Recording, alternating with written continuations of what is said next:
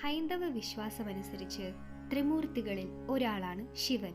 പ്രപഞ്ചത്തിന്റെ സംഹാരകനും അതേസമയം സംരക്ഷകനുമായി ശിവനെ കണക്കാക്കുന്നു. മഹാദേവൻ, മഹേശ്വരൻ, ശങ്കരൻ, നടരാജൻ, വിശ്വനാഥൻ എന്നിങ്ങനെ നിരവധി പേരുകളിൽ ശിവൻ അറിയപ്പെടുന്നു. ശക്തിയുടെയും യോഗയുടെയും ധ്യാനത്തിന്റെയും ദൈവമായി ശിവനെ ആരാധിക്കുന്നു. നെറ്റിയിലെ മൂന്നാം കണ്ണ്, കഴുത്തിലെ പാമ്പ്, കയ്യിലെ ത്രിശൂലം, കപാലത്തിലെ ചന്ദ്രകല, ഭസ്മമണിഞ്ഞ ശരീരം, പുലിത്തോൽ എന്നിവയാണ് ശിവന്റെ പ്രധാന പ്രത്യേകതകൾ. ശിവന്റെ ജനനത്തെക്കുറിച്ച് ഹൈന്ദവ പുരാണങ്ങളിൽ വിവിധ ഐതിഹ്യങ്ങളുണ്ട്.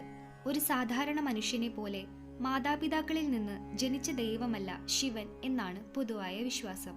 ശിവൻ സ്വയംഭൂ അഥവാ സ്വയമുണ്ടായവൻ ആണെന്നാണ് മിക്ക ഗ്രന്ഥങ്ങളിലും പറയുന്നത്. അതായത് ശിവന് ജനനമോ മരണമോ ഇല്ല, എന്നും നിലനിൽക്കുന്ന പരമമായ ശക്തിയാണെന്നാണ് വിശ്വാസം.